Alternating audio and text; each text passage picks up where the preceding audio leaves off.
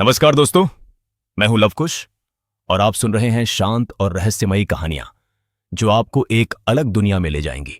अगर आप रात में आराम से कहानी सुनते सुनते सोना चाहते हैं तो चैनल को जरूर सब्सक्राइब करें। अब शुरू करते हैं आज की कहानी। जिला बदायूं की सीमा से कुछ दूर जंगलों और सुनसान रास्तों के बीच एक पुरानी दरगाह का नाम लोगों के बीच धीरे धीरे डर का कारण बन चुका था। पीरान कलियर शरीफ।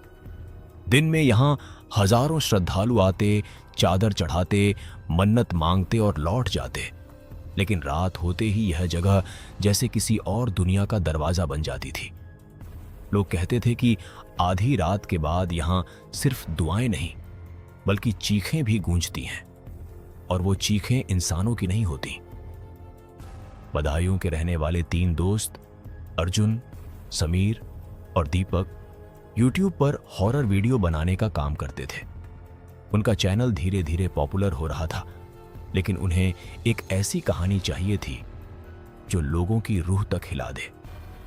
तभी एक दिन समीर ने कहा, अगर सच में कुछ खतरनाक शूट करना है तो हमें कलियर शरीफ जाना चाहिए।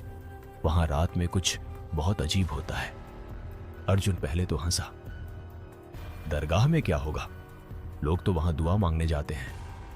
लेकिन दीपक ने गंभीर आवाज में कहा, तुमने सुना नहीं, वहां एक सरकार बाबा की मजार है और कहते हैं कि वो आज भी जिंदा हैं, लेकिन इंसान की तरह नहीं। यह नाम सुनते ही कमरे में सन्नाटा छा गया।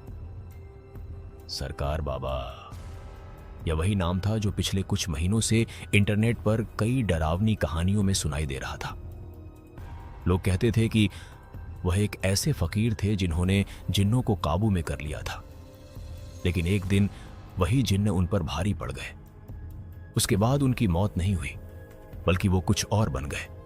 अर्जुन ने हिम्मत दिखाते हुए कहा, ठीक है, अगर यही करना है तो करते हैं, लेकिन हम सिर्फ दिन में शूट करेंगे। समीर ने सिर हिलाया, नहीं, अगर सच्चाई देखनी है तो रात में जाना पड़ेगा। तीनों ने फैसला कर लिया। अगले ही दिन वो अपनी कार लेकर बदायूं से निकल पड़े। रास्ता लंबा था, लेकिन उनके अंदर उत्साह और डर दोनों साथ साथ चल रहे थे। जैसे जैसे वो रुड़की के पास पहुंचे, मौसम अचानक बदलने लगा। आसमान काला हो गया, तेज हवाएं चलने लगीं और हल्की हल्की बारिश शुरू हो गई। दीपक ने घबराते हुए कहा, यार, ये मौसम अचानक कैसे बदल गया? समीर ने खिड़की से बाहर देखते हुए कहा, शायद ये हमें चेतावनी दे रहा है। लेकिन अर्जुन ने हंसते हुए कहा, डर मत, हम वीडियो बनाने आए हैं, भागने नहीं। रात के करीब 10 बजे वो काटियर का सजे वो कलियर शरीफ पहुंचे। दिन की भीड़ अब खत्म हो चुकी थी। चारों तरफ अजीब सा सन्नाटा था। दूर कहीं से अजान की हल्की आवाज आ रही थी, लेकिन उसके अलावा सब कुछ शांत था, बहुत ज्यादा शांत। उन्होंने कैमरा ऑन किया और रिकॉर्डिंग शुरू कर दी। अर्जुन कैमरे के सामने आया और बोला, दोस्तों, आज हम पहुंचे हैं कलियर शरीफ, जहां कहते हैं कि सरकार बाबा की रूह आज भी भटकती है, और आज हम सच्चाई जानने आए हैं। जैसे ही उसने यह कहा, अचानक कैमरा अपने आप हिलने लगा। दीपक ने तुरंत कैमरा पकड़ लिया। यह क्या था? समीर ने धीरे से कहा, हमारे अलावा यहां कोई और भी है। तीनों ने एक दूसरे की तरफ देखा। उनके चेहरे पर अब साफ डर दिखाई दे रहा था। तभी अचानक पीछे से एक धीमी आवाज आई, कौन आया है? तीनों ने एक साथ पीछे मुड़कर देखा, लेकिन वहां कोई नहीं था। सिर्फ एक पुरानी मजार थी, जिस पर एक काली चादर पड़ी थी। हवा अचानक और तेज हो गई। पेड़ जोर जोर से हिलने लगे, और तभी उस मजार की चादर अपने आप उठने लगी। अर्जुन ने कांपती आवाज में कहा, ये कैसे हो रहा है? समीर ने धीरे से कहा, वो जाग गए हैं। तभी एक काली परछाई उस मजार से उठी और धीरे धीरे उनकी तरफ बढ़ने लगी। उसका चेहरा दिखाई नहीं दे रहा था, लेकिन उसकी आंखें लाल आग की तरह जल रही थीं। दीपक डर के मारे चिल्लाया, भागो! लेकिन उनके पैर जैसे जमीन से चिपक गए थे। वो हिल भी नहीं पा रहे थे। वह परछाई अब उनके बिल्कुल सामने थी। उसने एक ठंडी आवाज में कहा, तुमने मुझे क्यों जगाया?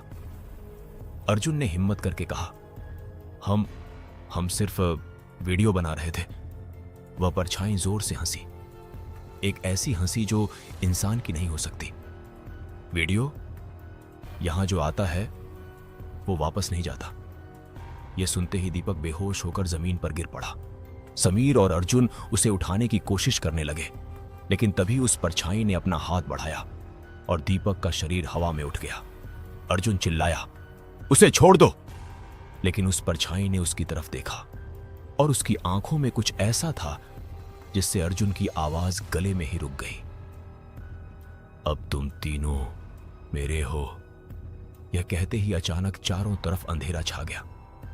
कैमरा अपने आप बंद हो गया और उस रात कलियर शरीफ में क्या हुआ कोई नहीं जान पाया, क्योंकि अगले दिन वहां सिर्फ एक टूटा हुआ कैमरा मिला और जमीन पर खून के निशान। लेकिन उन तीनों का कोई पता नहीं चला। कहानी यहीं खत्म नहीं होती। असल डर तो अब शुरू हुआ था। लेकिन पिरान कलियर शरीफ के आसपास का माहौल अजीब तरह से भारी और डरावना लग रहा था, जैसे रात अभी खत्म ही न हुई हो। दरगाह के पास रहने वाले कुछ लोगों ने सुबह सुबह जमीन पर खून के निशान देखे और एक टूटा हुआ कैमरा भी पड़ा मिला, लेकिन अर्जुन, समीर और दीपक का कहीं कोई पता नहीं था। धीरे धीरे यह खबर फैल गई और आसपास के गांवों में दहशत का माहौल बन गया। लोग आपस में फुसफुसाने लगे। फिर वही हुआ, सरकार बाबा नाराज हो गए। उसी समय बदायूं में अर्जुन का छोटा भाई रोहित अपने फोन पर लगातार कॉल कर रहा था, लेकिन अर्जुन का फोन बंद आ रहा था। रोहित को अंदर ही अंदर बेचैनी हो रही थी। उसने समीर और दीपक के घर भी फोन किया, लेकिन वहां भी कोई जवाब नहीं मिला। आखिरकार उसने फैसला किया कि वह खुद जाकर सच्चाई पता करेगा। रोहित अपने दो दोस्तों विकास और नितिन को लेकर निकल पड़ा। रास्ते भर रोहित के दिमाग में एक ही बात घूम रही थी, अगर भैया के साथ कुछ हो गया तो। लेकिन उसने खुद को संभाला और कार की स्पीड बढ़ा दी। जब वो रुड़की पहुंचे तो शाम हो चुकी थी और आसमान फिर से काले बादलों से भर चुका था, जैसे कोई अनहोनी उनका इंतजार कर रही हो। तीनों सीधे दरगाह की तरफ बढ़े, लेकिन जैसे ही वो पिरान कलियर शरीफ के मुख्य द्वार के पास पहुंचे तो एक बुजुर्ग फकीर ने उन्हें रोक लिया। उसकी आंखें गहरी और डरावनी थीं, जैसे वो सब कुछ जानता हो। उसने धीमी आवाज में कहा, रात होने से पहले यहां से चले जाओ। जो अंदर गया है वो अब इंसान नहीं रहा। रोहित ने घबराते हुए पूछा, बाबा, मेरे भाई कल रात यहां आए थे, कहां है वो? फकीर ने उसकी आंखों में देखते हुए कहा, अगर वो रात के बाद अंदर गए थे तो अब वो तुम्हारे भाई नहीं रहे। यह सुनते ही रोहित का दिल जोर से धड़कने लगा, लेकिन उसने हार नहीं मानी। मुझे सच जानना है, चाहे कुछ भी हो जाए। फकीर ने कुछ पल उसे देखा, फिर अपनी जेब से एक छोटा सा ताबीज निकाला और रोहित को देते हुए कहा, इसे अपने पास रखना और अगर वो दिखे तो उसकी आंखों में मत देखना। रोहित ने ताबीज कसकर पकड़ लिया और अपने दोस्तों के साथ दरगाह के पीछे वाले हिस्से की तरफ बढ़ गया, जहां खंडहर था। जैसे जैसे वो आगे बढ़ रहे थे, हवा ठंडी होती जा रही थी और अजीब सी फुसफुसाहट सुनाई दे रही थी, जैसे कोई बहुत सारे लोग एक साथ धीरे धीरे बात कर रहे हों। नितिन ने डरते हुए कहा, भाई ये सही नहीं लग रहा, हमें वापस चलना चाहिए। लेकिन रोहित ने गुस्से में कहा, अब वापस नहीं जाएंगे, भैया को ढूंढकर ही लौटेंगे। तभी उन्हें जमीन पर वही टूटा हुआ कैमरा दिखाई दिया जो सुबह लोगों को मिला था। विकास ने उसे उठाया और कहा, शायद इसमें कुछ रिकॉर्ड हो। जैसे ही उसने कैमरा ऑन किया, स्क्रीन खुद ब खुद चालू हो गई। उसमें रात का वही दृश्य चलने लगा। अर्जुन, समीर और दीपक खंडहर के पास खड़े थे। फिर अचानक एक काली परछाई दिखाई दी और फिर कैमरा हिलने लगा, चीखों की आवाज आने लगी और फिर स्क्रीन पर अर्जुन का चेहरा दिखाई दिया। लेकिन वो अर्जुन नहीं था। उसकी आंखें पूरी काली हो चुकी थीं और वो सीधे कैमरे में देखकर बोला, रोहित, तू क्यों आया? यह सुनते ही रोहित के हाथ से कैमरा गिर गया। उसके दोस्त डर के मारे पीछे हट गए। तभी पीछे से वही आवाज गूंजी, तुम्हें मना किया था। तीनों ने एक साथ पीछे देखा। वहीं परछाई फिर उनके सामने खड़ी थी। इस बार वो और भी भयानक लग रही थी। उसकी आंखों से खून बह रहा था और चेहरा जैसे किसी ने जला दिया हो। नितिन जोर से चिल्लाया और भागने लगा, लेकिन अचानक वो हवा में उठ गया जैसे किसी ने उसे पकड़ लिया हो। रोहित और विकास डर के मारे जम गए। छोड़ दो उसे, रोहित चिल्लाया, लेकिन उस परछाई ने धीरे से कहा, एक को ले चुका हूं, अब बाकी की बारी है। और अगले ही पल नितिन जोर से जमीन पर गिरा, लेकिन वो अब हिल नहीं रहा था। विकास रोने लगा। ये क्या हो रहा है? ये इंसान नहीं है। तभी अचानक खंडहर की दीवारों पर खून से कुछ शब्द उभरने लगे। सरकार बाबा जाग चुके हैं। हवा तेज हो गई और चारों तरफ अंधेरा फैलने लगा। रोहित ने तुरंत ताबीज निकाला और उसे अपने सामने पकड़ लिया। जैसे ही उसने ऐसा किया, वो परछाई कुछ कदम पीछे हट गई। उसने गुस्से में चीखते हुए कहा, यह ताबीज तुम्हें बचा नहीं पाएगा। रोहित ने हिम्मत जुटाकर कहा, तू जो भी है, मेरे भाई को छोड़ दे। तभी अचानक पीछे से एक आवाज आई, रोहित। रोहित ने मुड़कर देखा। अर्जुन खड़ा था, लेकिन उसकी चाल अजीब थी और चेहरा पूरी तरह साया बन चुका था। विकास ने डरते हुए कहा, यह अर्जुन नहीं है। लेकिन रोहित की आंखों में आंसू आ गए। भैया, मैं आपको लेने आया हूं। अर्जुन धीरे धीरे उसकी तरफ बढ़ा और जैसे ही वो करीब आया, उसने फुसफुसाते हुए कहा, अब बहुत देर हो चुकी है। और तभी उसने अपना हाथ रोहित के गले की तरफ बढ़ाया, लेकिन अचानक ताबीज चमक उठा और एक तेज रोशनी फैल गई। उस रोशनी में कुछ पल के लिए सब कुछ रुक गया। परछाई चीखने लगी। अर्जुन पीछे हट गया, लेकिन फिर उसकी आंखें और भी ज्यादा खतरनाक हो गईं। अब तुम सब यहीं रहोगे। यह आवाज पूरे खंडहर में गूंज गई और उसी पल जमीन हिलने लगी, दीवारें टूटने लगीं और नीचे से जैसे कोई बहुत पुरानी चीज जाग रही थी। रोहित को एहसास हो गया कि असली खतरा अभी शुरू हुआ है। पिरान कलियर शरीफ के पीछे वाला खंडहर अब किसी जिंदा नरक जैसा लग रहा था। हवा में एक अजीब सी गंध फैल चुकी थी, जली हुई मिट्टी, खून और किसी अनजानी चीज की बदबू जो सीधे दिमाग पर असर कर रही थी। जमीन लगातार कांप रही थी, जैसे नीचे कोई बहुत बड़ा रहस्य करवट ले रहा हो। रोहित का दिल तेजी से धड़क रहा था, लेकिन अब उसके पास पीछे हटने का कोई रास्ता नहीं था। उसके सामने उसका अपना भाई अर्जुन खड़ा था, लेकिन वो अब इंसान नहीं रहा था। उसकी आंखें पूरी तरह काली हो चुकी थीं और चेहरा जैसे किसी परछाई में बदल गया था। विकास डर के मारे कांप रहा था और धीरे धीरे पीछे हट रहा था, लेकिन रोहित ने उसका हाथ पकड़ लिया। भागना नहीं, अगर अभी भागे तो हम भी खत्म हो जाएंगे। तभी अचानक जमीन फटने लगी और खंडहर के बीचों बीच एक गहरा गड्ढा बन गया। उस गड्ढे से ठंडी हवा नहीं, बल्कि जलती हुई गर्म सांसें निकल रही थीं, जैसे नीचे कोई आग में सांस ले रहा हो। उसी गड्ढे के अंदर से एक भारी आवाज गूंजी, कौन है जिसने मेरी नींद तोड़ी? यह आवाज इतनी गहरी थी कि दीवारें हिलने लगीं और रोहित के कानों से खून निकलने लगा। विकास घुटनों के बल गिर गया। ये क्या है? रोहित ने कांपते हुए कहा, शायद ये वही है जिसके बारे में बाबा ने चेतावनी दी थी। तभी अर्जुन ने धीरे धीरे उस गड्ढे की तरफ मुड़कर झुकते हुए कहा, मालिक, हम आपके लिए नए शरीर लाए हैं। यह सुनते ही रोहित की रूह कांप गई। उसे समझ आ गया कि अर्जुन अब किसी और के बस में है। अचानक गड्ढे के अंदर से काले धुएं का गुब्बार उठा और उसमें से एक विशाल आकृति धीरे धीरे बाहर आने लगी। उसका शरीर पूरा धुएं और आग से बना हुआ था। चेहरा इंसान जैसा था, लेकिन आंखें खाली गड्ढों की तरह गहरी और अंतहीन। उसके निकलते ही पूरे खंडहर में चीखें गूंजने लगीं, जैसे हजारों आत्माएं एक साथ रो रही हों। विकास ने डर के मारे आंखें बंद कर लीं। हम बच नहीं पाएंगे। लेकिन रोहित ने ताबीज को कसकर पकड़ लिया। तभी वो आकृति पूरी तरह बाहर आ गई और उसने अपनी लंबी जलती हुई उंगलियां रोहित की तरफ बढ़ाईं। तुम सबसे ज्यादा जिद्दी लगते हो, रोहित ने कांपते हुए कहा। तू जो भी है, मेरे भाई को छोड़ दे। वह आकृति अचानक हंस पड़ी, एक ऐसी हंसी जिससे खून जम जाए। तुम्हारा भाई?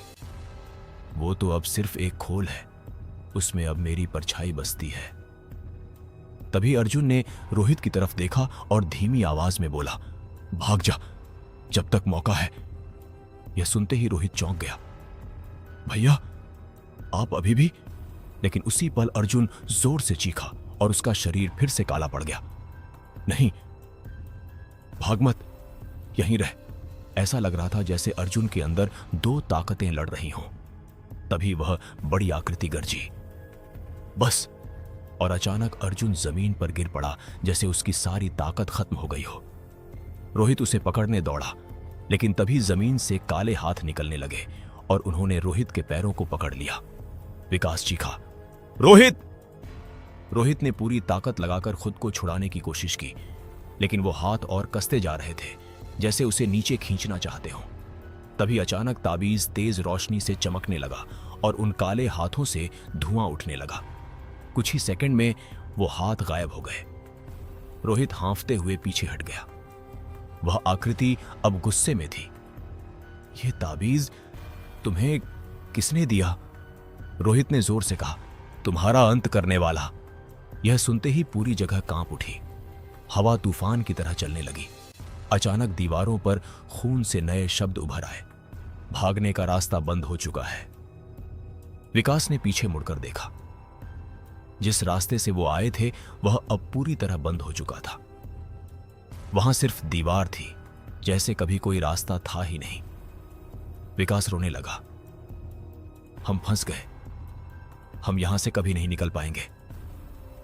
तभी अचानक गड्ढे के अंदर से फिर आवाज आई, इस बार और भी डरावनी। अभी तो खेल शुरू हुआ है। और अगले ही पल गड्ढे से कई और परछाइयां निकलने लगीं, छोटी छोटी लेकिन बेहद खतरनाक। उनकी आंखें चमक रही थीं और वो धीरे धीरे रोहित और विकास को घेरने लगी। अर्जुन अभी भी जमीन पर पड़ा था, लेकिन उसका शरीर धीरे धीरे फिर से हिलने लगा और उसकी आंखें फिर से खुल गईं, इस बार पूरी तरह काली, और होठों पर एक डरावनी मुस्कान थी। अब कोई नहीं बचेगा। रोहित ने महसूस किया कि अब लड़ाई सिर्फ अपने भाई को बचाने की नहीं रही, अब उसे खुद को भी बचाना था और शायद इस पूरी जगह को खत्म करना होगा। लेकिन कैसे, उसे खुद नहीं पता था। और तभी अचानक उसके ताबीज से एक हल्की सी आवाज आई। अगर उसने उसे नहीं रोका तो ये बुराई सिर्फ और पिरान कलियर शरीफ के पीछे का खंडहर अब पूरी तरह किसी दूसरी दुनिया का हिस्सा लग रहा था। हवा इतनी भारी हो चुकी थी कि सांस लेना भी मुश्किल हो रहा था। चारों तरफ घूमती काली परछाइयां अब धीरे धीरे रोहित और विकास के करीब आ रही थीं और हर कदम के साथ उनके अंदर का डर बढ़ता जा रहा था। जमीन के बीचों बीच बना वो गहरा गड्ढा अब हल्की लाल रोशनी छोड़ रहा था, जैसे उसके अंदर कोई आग जल रही हो और उसी आग से वो भयानक शक्ति बाहर आ रही हो।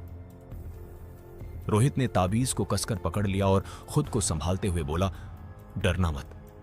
अगर हम डर गए तो यही हमारी हार होगी। लेकिन उसकी आवाज में भी डर साफ झलक रहा था। विकास ने कांपते हुए कहा, यह सब हमारे बस के बाहर है, हमें यहां से निकलना होगा। तभी अचानक अर्जुन उठकर खड़ा हो गया। उसका शरीर टेढ़ा मेढ़ा हो चुका था और आंखें पूरी तरह काली थीं, लेकिन इस बार उसके चेहरे पर एक अजीब सी शांति थी जो और भी ज्यादा डरावनी लग रही थी। उसने धीरे धीरे रोहित की तरफ कदम बढ़ाए और फुसफुसाया, तू क्यों नहीं समझ रहा? ये जगह छोड़ दे। रोहित की आंखों में आंसू आ गए, लेकिन उसने हिम्मत नहीं हारी। मैं आपको छोड़कर नहीं जाऊंगा। तभी अचानक अर्जुन की आवाज बदल गई और वह जोर से चीखा, तो फिर तू भी यहीं मरेगा। उसी पल वो काली विशाल आकृति फिर से प्रकट हुई। उसका शरीर अब पहले से ज्यादा बड़ा और भयानक हो चुका था और उसकी आंखों से लाल रोशनी निकल रही थी। उसने अपने चारों तरफ घूमती परछाइयों को इशारा किया और वो सब एक साथ रोहित और विकास की तरफ झपट पड़ी। विकास डर के मारे जमीन पर गिर गया और चिल्लाने लगा, लेकिन रोहित ने ताबीज को आगे कर दिया और जैसे ही परछाइयां उसके करीब आईं, वो जलने लगीं और पीछे हट गईं। वह आकृति गुस्से में गरजी, तुम्हें लगता है ये छोटा सा ताबीज तुम्हें बचा लेगा? रोहित ने दांत भींचते हुए कहा, जब तक ये मेरे पास है तू मुझे छू भी नहीं सकता। लेकिन अंदर ही अंदर उसे भी एहसास हो रहा था कि ये ताबीज ज्यादा देर तक उसका साथ नहीं देगा। तभी अचानक ताबीज और तेज चमकने लगा और उसी के साथ रोहित के दिमाग में अजीब अजीब दृश्य आने लगे, जैसे कोई उसे कुछ दिखाना चाहता हो। उसने देखा एक पुराना समय जब यहां एक फकीर साधना कर रहा था। वो फकीर ही था सरकार बाबा, लेकिन वो वैसा नहीं था जैसा लोग अब कहते हैं। वो लोगों की मदद करता था, बुरी शक्तियों को काबू में रखता था, लेकिन एक दिन उसने कुछ ऐसा कर दिया जो नहीं करना चाहिए था। उसने एक बहुत शक्तिशाली जिन्न को अपने बस में करने की कोशिश की, लेकिन वो जिन्न उससे कहीं ज्यादा ताकतवर निकला। उसने सरकार बाबा के शरीर को ही अपना घर बना लिया और धीरे धीरे उसकी आत्मा को खत्म कर दिया। रोहित हांफते हुए वर्तमान में लौटा। उसकी आंखें डर से फैल गई थीं। ये सब उस जिन्न की वजह से है। तभी वह आकृति हंस पड़ी। आखिरकार समझ गया, लेकिन अब बहुत देर हो चुकी है। रोहित ने गुस्से में कहा, अगर ये जिन्न है तो इसे खत्म भी किया जा सकता है। वह आकृति अचानक शांत हो गई और धीरे से बोली, कोशिश करके देख ले। तभी जमीन फिर से हिलने लगी और गड्ढा और बड़ा हो गया। उसके अंदर अब साफ दिखाई दे रहा था कि वहां नीचे एक पुरानी कब्र जैसी संरचना है, जिस पर अजीब निशान बने हुए हैं और वही इस सारी बुराई का स्रोत है। ताबीज फिर से हल्का चमका, जैसे उसे उसी दिशा में जाने का इशारा कर रहा हो। रोहित ने फैसला कर लिया, हमें नीचे जाना होगा। विकास चौंक गया, तू पागल हो गया है, नीचे मौत है। रोहित ने गंभीर आवाज में कहा, अगर नीचे नहीं गए तो मौत यहां ऊपर ही आ जाएगी। तभी अर्जुन ने एक अजीब सी मुस्कान के साथ कहा, हां आओ, नीचे आओ, यहीं तुम्हारा असली अंत होगा। उसकी आवाज अब पूरी तरह उस जिन्न की हो चुकी थी। रोहित ने गहरी सांस ली और गड्ढे के किनारे खड़ा हो गया। नीचे से गर्म हवा और डरावनी फुसफुसाहट आ रही थी, लेकिन अब पीछे हटने का कोई रास्ता नहीं था। उसने एक बार अपने ताबीज को देखा और फिर बिना सोचे समझे नीचे कूद गया। विकास चिल्लाया, रोहित! लेकिन कुछ सेकंड बाद उसने भी आंखें बंद की और उसके पीछे कूद गया। जैसे ही दोनों नीचे पहुंचे, उनके चारों तरफ अंधेरा फैल गया और सिर्फ ताबीज की हल्की रोशनी ही उन्हें रास्ता दिखा रही थी। सामने वही पुरानी कब्र थी जिससे काली ऊर्जा निकल रही थी और उसके चारों तरफ हड्डियां बिखरी हुई थीं, जैसे यहां पहले भी कई लोग आए और कभी वापस नहीं जा पाए। अचानक पीछे से एक आवाज आई, तुमने सही रास्ता चुना, लेकिन गलत समय। दोनों ने पीछे मुड़कर देखा। अर्जुन भी वहां खड़ा था, लेकिन अब वो पूरी तरह उस जिन्न के कब्जे में था। उसकी आंखों में इंसानियत का एक भी अंश नहीं बचा था। उसने धीरे धीरे कहा, अब खेल खत्म होगा। और उसी पल कब्र अपने आप खुलने लगी। उसके अंदर से एक और भी भयानक शक्ति बाहर आने लगी, जो पहले वाली से भी ज्यादा खतरनाक थी। रोहित को समझ आ गया कि असली खतरा अब भी सामने आया है और पिरान कलियर शरीफ के ऊपर का पूरा इलाका अब उस गहराई में उतर चुका था जहां से लौटना लगभग नामुमकिन था। रोहित और विकास उस खुल चुकी कब्र के सामने खड़े थे। और उनके सामने धीरे धीरे उभरती वह शक्ति अब पहले से कहीं ज्यादा खतरनाक लग रही थी। ताबीज की हल्की रोशनी उस अंधेरे में कांप रही थी, जैसे वह भी डर महसूस कर रही हो। कब्र के अंदर से निकलती काली धुंध अब आकार लेने लगी थी और उसमें से एक बेहद भयानक चेहरा उभर आया, जिसकी आंखें गहरे गड्ढों जैसी थीं और उनमें जलती हुई लाल लपटें तैर रही थीं। वह आवाज फिर गूंजी, सदियों बाद कोई खुद चलकर मेरे पास आया है।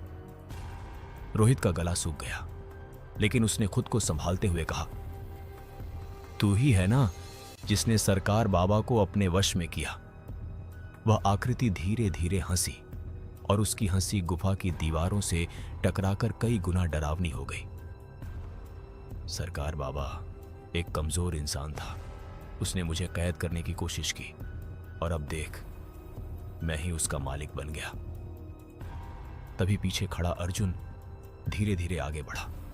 उसकी चाल अब पूरी तरह कठपुतली जैसी हो चुकी थी। मालिक, इन दोनों को भी खत्म कर दीजिए। उसकी आवाज में कोई भावना नहीं थी। विकास डर के मारे पीछे हट गया, लेकिन रोहित वहीं खड़ा रहा। उसने ताबीज को कसकर पकड़ा और जोर से बोला, तू चाहे जितना ताकतवर हो, हर बुराई का अंत होता है। यह सुनते ही वह जिन्न अचानक गुस्से में गरज उठा और पूरी गुफा हिलने लगी। दीवारों से धूल गिरने लगी और जमीन में दरारें पड़ने लगी। अचानक कई काले साये गुफा के कोनों से निकलकर रोहित और विकास को घेरने लगे। उनकी आंखें चमक रही थीं और वे धीरे धीरे करीब आ रहे थे, जैसे किसी शिकार को चारों तरफ से घेरते हो। विकास चिल्लाया, रोहित कुछ कर, ये हमें जिंदा नहीं छोड़ेंगे। रोहित ने ताबीज को अपने सामने किया, लेकिन इस बार उसकी रोशनी कमजोर पड़ती जा रही थी। वह समझ गया कि यह ताबीज सिर्फ एक सीमा तक ही उसकी मदद कर सकता है। तभी अचानक उसके दिमाग में वही दृश्य फिर से चमकने लगा जो उसने पहले देखा था। सरकार बाबा की साधना, जिन्न को बांधने की कोशिश और फिर उसका नियंत्रण टूट जाना। लेकिन इस बार उसने कुछ और देखा। सरकार बाबा ने उस जिन्न को पूरी तरह हराने का एक तरीका भी खोजा था, लेकिन उसे पूरा करने से पहले ही वह हार गए थे। रोहित की आंखों में उम्मीद की एक किरण जगी। उसने धीरे से कहा, हर बंधन का एक केंद्र होता है और अगर उसे तोड़ दिया जाए तो पूरी ताकत खत्म हो जाती है। उसने नजर उठाकर उस कब्र की तरफ देखा जहां से यह सारी शक्ति निकल रही थी। यही है इसकी ताकत का स्रोत। तभी वह जिन्न जोर से हंसा, तू समझ तो गया, लेकिन वहां तक पहुंचना तेरे बस की बात नहीं। और अगले ही पल अर्जुन ने अचानक रोहित पर हमला कर दिया। उसका हाथ सीधा रोहित के गले की तरफ बढ़ा, लेकिन रोहित ने किसी तरह खुद को बचा लिया। दोनों जमीन पर गिर पड़े और अर्जुन पूरी ताकत से उसे दबाने लगा। विकास डर के मारे कुछ समझ नहीं पा रहा था, लेकिन उसने हिम्मत जुटाई और पास पड़ी एक लकड़ी उठाकर अर्जुन को पीछे खींचने की कोशिश की। अर्जुन ने गुस्से में उसे एक तरफ फेंक दिया और वह दीवार से टकराकर गिर पड़ा। रोहित की सांसें रुकने लगीं, लेकिन तभी उसने ताबीज को अर्जुन के सीने पर रख दिया। जैसे ही ताबीज उसके शरीर से छुआ, अर्जुन जोर से चीखा और पीछे हट गया जैसे उसे करंट लगा हो। कुछ पल के लिए उसकी आंखों में फिर इंसानियत लौट आई। उसने कमजोर आवाज में कहा, रोहित मुझे खत्म कर दे, मैं इसे रोक नहीं पा रहा। रोहित के हाथ कांपने लगे। नहीं, मैं आपको बचाऊंगा। लेकिन तभी अर्जुन फिर से बदल गया और उसकी आंखें पहले से ज्यादा भयानक हो गईं। अब बहुत हो गया। उसने रोहित को जोर से धक्का दिया और वह दूर जाकर गिरा। उसी पल जिन्न ने अपने हाथ फैलाए और चारों तरफ की परछाइयां एक साथ रोहित पर टूट पड़ी। रोहित ने आंखें बंद कर लीं, लेकिन तभी ताबीज से एक तेज रोशनी निकली और उन परछाइयों को पीछे धकेल दिया। यह मौका था। रोहित तुरंत उठकर कब्र की तरफ दौड़ा। पीछे से जिन्न गरजा, उसे रोको। अर्जुन और बाकी साये उसके पीछे भागे, लेकिन रोहित अब रुकने वाला नहीं था। वह पूरी ताकत से दौड़ता हुआ उस कब्र तक पहुंच गया। जैसे ही उसने उसके अंदर झांका, उसका दिल जोर से धड़कने लगा। अंदर एक पुरानी लोहे की जंजीर थी जो किसी काले पत्थर को बांधे हुए थी, और वही पत्थर इस सारी बुराई का केंद्र था। ताबीज अचानक और तेज चमकने लगा, जैसे उसे वही करना हो जो सरकार बाबा नहीं कर पाए थे। लेकिन तभी अर्जुन पीछे से उस पर झपटा और उसे पकड़ लिया। तू ये नहीं कर पाएगा। उसकी आवाज अब पूरी तरह जिन्न की थी। रोहित ने पूरी ताकत लगाई, लेकिन अर्जुन उसे पीछे खींच रहा था। तभी विकास लड़खड़ाते हुए उठा और चिल्लाया, रोहित, कर इसे खत्म, मैं इसे रोकता हूं। उसने दौड़कर अर्जुन को पकड़ लिया और दोनों जमीन पर गिर पड़े। अर्जुन पूरी ताकत से छूटने की कोशिश कर रहा था, लेकिन विकास ने उसे कसकर पकड़ लिया। जल्दी कर। रोहित ने एक पल भी बर्बाद नहीं किया। उसने ताबीज उठाया और पूरी ताकत से उस काले पत्थर पर दे मारा। जैसे ही ताबीज पत्थर से टकराया, एक तेज धमाका हुआ। पूरी गुफा रोशनी से भर गई और उसी पल एक भयानक चीख गूंजी जिसने सब कुछ हिला दिया। लेकिन अगले ही पल सब कुछ शांत हो गया, इतना शांत कि जैसे कुछ हुआ ही ना हो। रोहित जमीन पर गिर गया। उसकी सांसें तेज चल रही थीं।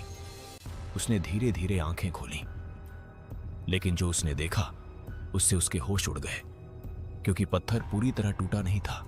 उसमें सिर्फ एक दरार आई थी, और उस दरार से अब और भी खतरनाक ऊर्जा बाहर निकल रही थी। और जिन्न की आवाज फिर गूंजी। कब्र के अंदर फैली वह तेज रोशनी धीरे धीरे खत्म हो रही थी, और पिरान कलियर शरीफ के नीचे का वह अंधेरा फिर से पहले से भी ज्यादा गहरा हो चुका था। रोहित जमीन पर गिरा हुआ था। उसकी सांसें तेज चल रही थीं और उसके हाथ अब भी कांप रहे थे। उसने जो किया था वो उसे जीत नहीं बल्कि और बड़ी मुसीबत में डाल चुका था। काले पत्थर में आई दरार अब धीरे धीरे फैल रही थी, और उसके अंदर से निकलती ऊर्जा पूरे वातावरण को हिला रही थी। गुफा की दीवारों पर दरारें पड़ने लगीं और ऊपर से मिट्टी गिरने लगी, जैसे पूरी जगह कभी भी ढह सकती हो। तभी वह भयानक आवाज फिर गूंजी, तूने मुझे रोकने की कोशिश की, लेकिन अब तू ही मेरी आजादी का कारण बनेगा। यह आवाज पहले से कहीं ज्यादा ताकतवर और डरावनी थी। रोहित ने उठने की कोशिश की, लेकिन उसका शरीर जवाब दे रहा था। तभी उसे याद आया, विकास और अर्जुन। उसने तुरंत इधर उधर देखा। विकास जमीन पर पड़ा हाँफ रहा था, लेकिन जिंदा था। अर्जुन, वह कुछ दूरी पर खड़ा था, लेकिन इस बार उसका शरीर अजीब तरह से कांप रहा था, जैसे उसके अंदर की ताकत बेकाबू हो रही हो। उसकी आंखों से काली धुंध निकल रही थी और वह अपने ही सिर को पकड़कर चीख रहा था, नहीं नहीं, मैं इसे नहीं चाहता। कुछ पल के लिए ऐसा लगा जैसे अर्जुन उस जिन्न के खिलाफ लड़ रहा हो। रोहित तुरंत उसकी तरफ बढ़ा। भैया, आप अभी भी लड़ सकते हो, आप कमजोर नहीं हो। लेकिन तभी अर्जुन ने अचानक सिर उठाया और उसकी आंखें फिर पूरी तरह काली हो गईं। अब बहुत देर हो चुकी है। उसकी आवाज अब पूरी तरह बदल चुकी थी।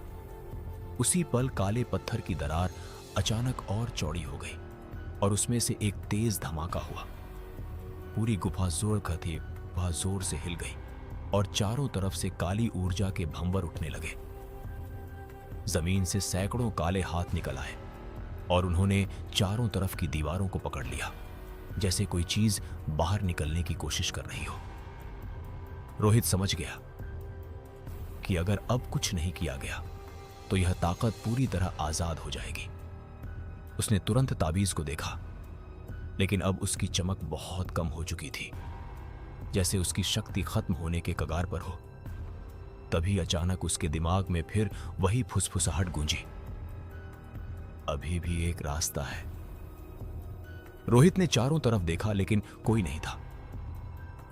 वह आवाज उसके अंदर से आ रही थी या ताबीज से, वह समझ नहीं पाया। कौन? उसने धीरे से कहा। आवाज फिर आई, जिसे तूने जगाया है उसे खत्म करने के लिए तुझे खुद को दांव पर लगाना होगा। रोहित का दिल जोर से धड़कने लगा। क्या मतलब लेकिन जवाब नहीं आया। तभी अचानक काले पत्थर से एक लंबी दरार निकलकर जमीन तक फैल गई और उसी दरार से वह विशाल जिन्न धीरे धीरे बाहर आने लगा। इस बार उसका रूप और भी भयानक था। उसका शरीर आधा धुएं और आधा आग से बना था और उसकी आंखें अब सिर्फ लाल नहीं बल्कि जलती हुई आग की तरह चमक रही थीं। उसने बाहर निकलते ही जोर से गर्जना की और पूरा खंडहर हिल गया। ऊपर दरगाह के पास खड़े पेड़ भी झुक गए, जैसे किसी तूफान ने उन्हें पकड़ लिया हो। विकास डर के मारे घुटनों के बल गिर गया। ये अब नहीं रुकेगा। रोहित ने दांत भींच लिए। रुकेगा, मैं इसे रोकूंगा।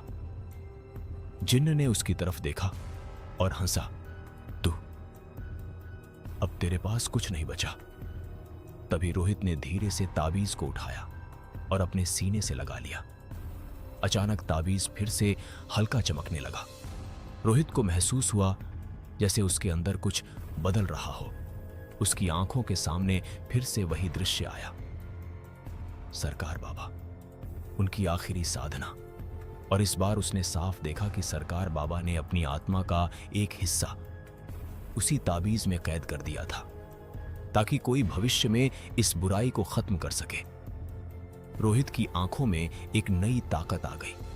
उसने धीरे से कहा, तो असली ताकत इसमें नहीं बल्कि इसमें कैद आत्मा में है। उसने ताबीज को कसकर पकड़ लिया। जिन्न ने यह देखा और उसका चेहरा वक्कंद है गुस्से से भर गया। नहीं, तू ये नहीं कर सकता। वह तेजी से रोहित की तरफ बढ़ा। उसी समय अर्जुन भी उसकी तरफ दौड़ा, लेकिन इस बार उसके चेहरे पर दर्द था, जैसे वह अंदर से लड़ रहा हो। रोहित ने आंखें बंद की और पूरी ताकत से ताबीज को अपने सीने पर दबा लिया। अचानक उसके शरीर से तेज रोशनी निकलने लगी।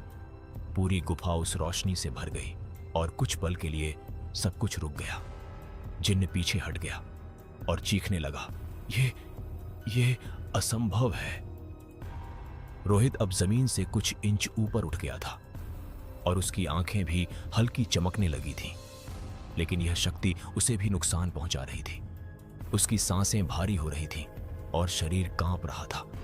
उसने आंखें खोलकर उस जिन्न की तरफ देखा। ये अंत है। और उसने अपने हाथ को आगे बढ़ाया, जैसे वह उस ऊर्जा को सीधा जिन्न की तरफ भेज रहा हो। लेकिन तभी अचानक कुछ अजीब हुआ। काले पत्थर में आई दरार अचानक बंद होने लगी और उसकी जगह एक और गहरी दरार बन गई, जिसमें से और भी ज्यादा खतरनाक ऊर्जा बाहर निकलने लगी। जिन्न अचानक शांत हो गया और उसके चेहरे पर एक खतरनाक मुस्कान आ गई। तूने सोचा ये अंत है? नहीं, अब असली दरवाजा खुल चुका है। यह सुनते ही रोहित की आंखें फैल गईं। उसने पीछे मुड़कर देखा। कब्र के पीछे की दीवार धीरे धीरे खुल रही थी और उसके पीछे एक और गहरा अंधेरा था, जो पहले से भी ज्यादा डरावना था। और उस अंधेरे से जो चीज बाहर आने वाली थी, वो इस जिन्न से भी ज्यादा खतरनाक थी। रोहित को समझ आ गया कि यह सिर्फ एक लड़ाई नहीं, गुफा के अंदर खुला वह नया दरवाजा अब पूरी तरह सक्रिय हो चुका था और पिरान कलियर शरीफ के नीचे की दुनिया अब किसी अज्ञात अंधेरे लोक में बदलती जा रही थी। उस दरवाजे के भीतर ऐसा गहरा अंधकार था कि ताबीज की रोशनी भी उसमें समा जाती थी। रोहित हवा में कुछ इंच ऊपर उठा हुआ था। उसके शरीर से निकलती रोशनी अब धीमी पड़ने लगी थी, जैसे उसकी ताकत सीमित हो और समय तेजी से खत्म हो रहा हो। सामने खड़ा जिन्न अब उतना बेचैन नहीं दिख रहा था, बल्कि उसके चेहरे पर एक अजीब खतरनाक सुकून था, जैसे उसे किसी और बड़ी शक्ति का इंतजार हो। उसने धीरे धीरे कहा, तूने सोचा मुझे हराकर सब खत्म कर देगा, लेकिन तू तो सिर्फ एक दरवाजा खोलने आया था। रोहित के दिल की धड़कन और तेज हो गई। उसने पीछे उस दरवाजे की तरफ देखा, जहां से अब हल्की हल्की फुसफुसाहटें आने लगी थीं। ऐसी आवाजें जो इंसानी नहीं थीं, जैसे हजारों गले एक साथ कोई अनजानी भाषा बोल रहे हों। विकास डर के मारे जमीन पर बैठ गया। ये जगह नहीं है, ये कोई और दुनिया है। तभी अचानक उस अंधेरे दरवाजे के भीतर से दो चमकती हुई आंखें दिखाई दी, बहुत बड़ी, बहुत गहरी, और उनमें ऐसी भूख थी जो सब कुछ निगल जाना चाहती थी। रोहित ने खुद को संभालते हुए कहा, यह क्या है? जिन्न ने हल्की हंसी के साथ जवाब दिया, ये मेरा मालिक है। यह सुनते ही रोहित के पैरों तले जमीन खिसक गई। अब तक जिसे वो सबसे बड़ा खतरा समझ रहा था, वो खुद किसी और के अधीन था। अचानक उस दरवाजे के अंदर से एक लंबी काली आकृति धीरे धीरे बाहर आने लगी। उसका कोई साफ आकार नहीं था। वो कभी धुएं जैसा लगता, कभी इंसान जैसा और कभी किसी जानवर जैसा। उसकी मौजूदगी से ही पूरा वातावरण जम गया। हवा ठंडी नहीं बल्कि भारी और घुटन भरी हो गई। अर्जुन, जो अब तक जिन्न के कब्जे में था, अचानक जमीन पर गिर पड़ा और जोर जोर से कांपने लगा, जैसे उसकी आत्मा उस नई शक्ति को सहन नहीं कर पा रही हो। रोहित तुरंत उसकी तरफ भागा, भैया! लेकिन जैसे ही उसने उसे छूने की कोशिश की, एक अदृश्य ताकत ने उसे पीछे धकेल दिया। वह नई आकृति अब पूरी तरह बाहर आ चुकी थी और उसने बिना कुछ कहे सिर्फ रोहित की तरफ देखा। उस एक नजर में ही इतना डर था कि रोहित की सांस अटक गई। उसके दिमाग में अचानक हजारों आवाजें गूंजने लगीं, रोना, चिल्लाना, मदद की पुकार, जैसे उसने अनगिनत आत्माओं का दर्द एक साथ महसूस कर लिया हो। वह घुटनों के बल गिर गया और अपने कान पकड़ लिए। बस ये बंद करो। लेकिन वो आवाजें बंद नहीं हुई। जिन्न ने झुककर उस नई शक्ति के सामने सिर झुका दिया। मालिक, आपकी आज्ञा से रास्ता खुल गया है। वह आकृति कुछ पल शांत रही, फिर एक गहरी आवाज में बोली, यह दुनिया अब हमारी होगी। उसकी आवाज इतनी भारी थी कि गुफा की दीवारें टूटने लगीं और चौहत्तर ऊपर का खंडहर भी हिलने लगा। पिरान कलियर शरीफ के ऊपर खड़े लोग अचानक डर के मारे भागने लगे, क्योंकि जमीन हल्के हल्के कांपने लगी थी। नीचे उस गुफा में रोहित ने किसी तरह खुद को संभाला। उसने ताबीज को देखा। अब वह लगभग बुझ चुका था, लेकिन उसमें अभी भी हल्की सी चमक बाकी थी। उसे समझ आ गया कि उसके पास बहुत कम समय है। उसने खुद से कहा, अगर इसे अभी नहीं रोका तो सब खत्म हो जाएगा। उसने हिम्मत जुटाई और खड़ा हो गया। उस नई शक्ति ने उसकी तरफ देखा और हल्की मुस्कान दी, एक ऐसी मुस्कान जो मौत का संकेत थी। तू अब भी खड़ा है, दिलचस्प, रोहित ने कांपते हुए कहा। मैं तुझे इस दुनिया में नहीं आने दूंगा। यह सुनते ही जिन्न जोर से हंसा। तू? अब तेरे पास कुछ नहीं बचा। लेकिन तभी अचानक अर्जुन ने अपनी आंखें खोली। इस बार उनमें हल्की सी इंसानियत वापस थी। उसने कमजोर आवाज में कहा, रोहित, वो दरवाजा, उसे बंद कर। रोहित ने उसकी तरफ देखा, लेकिन कैसे? अर्जुन ने कांपते हुए हाथ से उस काले पत्थर की तरफ इशारा किया, जो अब भी पूरी तरह टूटा नहीं था। उसका असली बंधन वहीं है। यह सुनते ही रोहित को समझ आ गया कि अभी भी उम्मीद बाकी है। लेकिन तभी वह नई शक्ति आगे बढ़ी और उसने अपना हाथ उठाया। अचानक रोहित हवा में उठ गया और उसका गला जैसे किसी ने जकड़ लिया हो। वह सांस लेने के लिए तड़पने लगा। उसकी आंखें बंद होने लगीं। जिन्न मुस्कुरा रहा था। खेल खत्म। लेकिन उसी पल ताबीज ने आखिरी बार तेज चमक दिखाई। रोहित के शरीर में एक झटका सा लगा और उसने पूरी ताकत जुटाकर अपना हाथ आगे बढ़ाया, सीधे उस काले पत्थर की तरफ। लेकिन क्या वो उसे तोड़ पाएगा, या इससे पहले ही सब खत्म हो जाएगा? और अगर वह दरवाजा पूरी तरह खुल गया और पिरान कलियर शरीफ के नीचे वह अंधेरा अब और भी गहरा हो चुका था। रोहित हवा में लटका हुआ था। उसका गला किसी अदृश्य ताकत ने जकड़ रखा था और उसकी सांसें धीरे धीरे टूट रही थीं। सामने खड़ी वह भयानक शक्ति अब पूरी तरह प्रकट हो चुकी थी और उसकी आंखों में एक अजीब सी चमक थी, जैसे वह इस दुनिया को निगलने के लिए तैयार हो। जिन्न उसके पास खड़ा मुस्कुरा रहा था, जैसे वह अब सिर्फ एक सेवक बन चुका हो। अब सब खत्म, जिन्न ने धीरे से कहा। रोहित की आंखें बंद होने लगीं, शरीर कमजोर पड़ता जा रहा था। लेकिन उसी पल उसके हाथ में पकड़ा ताबीज एक बार फिर तेज चमका। उस रोशनी के साथ ही रोहित के दिमाग में एक और दृश्य उभरा, सरकार बाबा का आखिरी पल। उन्होंने अपने खून से एक मंत्र लिखा था और उसे उसी काले पत्थर के बंधन में छिपा दिया था, ताकि सही समय पर कोई उसे पूरा कर सके। रोहित की आंखें अचानक खुल गईं। उसकी सांसें अभी भी अटकी हुई थीं, लेकिन उसके अंदर एक नई जिद जाग चुकी थी। उसने अपने होंठ हिलाने की कोशिश की और धीरे धीरे वह शब्द बोलने लगा जो उसने उस दृश्य में देखे थे। जैसे ही उसने मंत्र का उच्चारण शुरू किया, गुफा की दीवारें कांपने लगीं।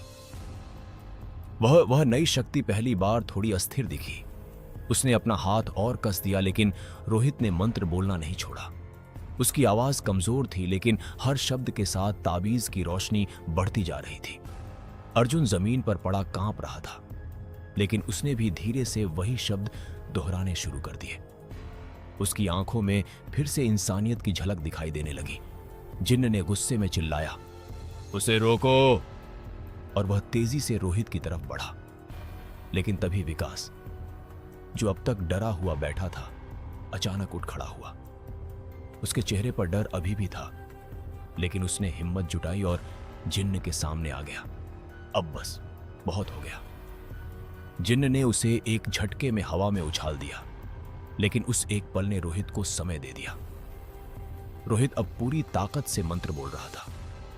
ताबीज अब इतनी तेज चमक रहा था कि पूरी गुफा रोशनी से भर गई। उस रोशनी में वह काला पत्थर साफ दिखाई देने लगा।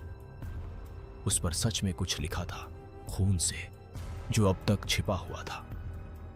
रोहित ने आखिरी शब्द जोर से बोला और उसी पल ताबीज से निकली रोशनी सीधी उस पत्थर पर पड़ी। एक जोरदार धमाका हुआ और